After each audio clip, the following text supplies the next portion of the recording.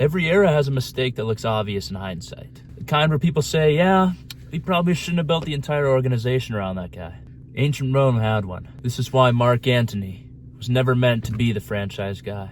Let me set the stage for you here real quick. Julius Caesar goes down.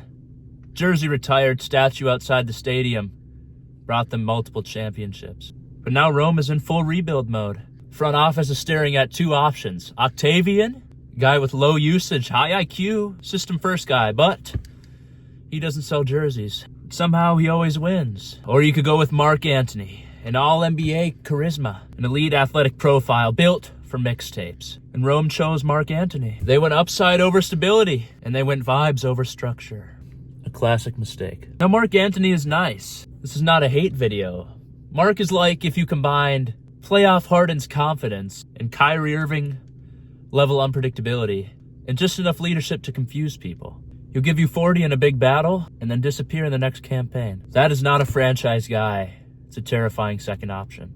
Then Cleopatra enters the conversation. Every franchise player has an era where the discourse turns. This was Mark Antony's. Suddenly he's missing meetings. He's skipping Rome for Egypt. He's making front office decisions emotionally.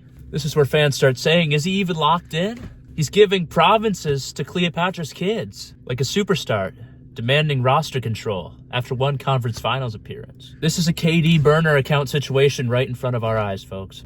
Now, while Mark Antony is trending on Roman Twitter, Octavian is quietly becoming that dude.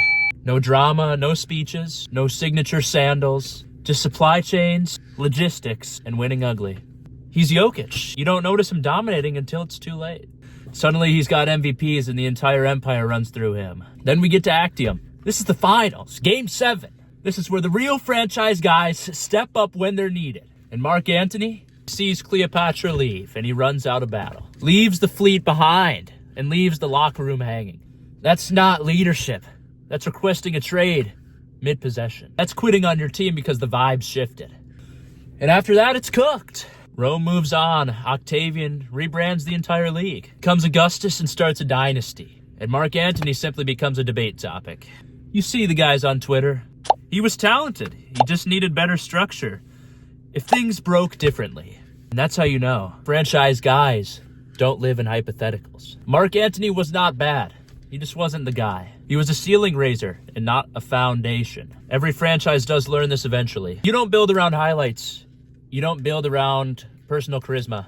You build around the guy who shows up every night. And Rome learned that lesson the hard way. That's why Mark Antony was never meant to be the franchise guy. And he'll go down as history as the star player who couldn't get it done for Rome. Truly devastating.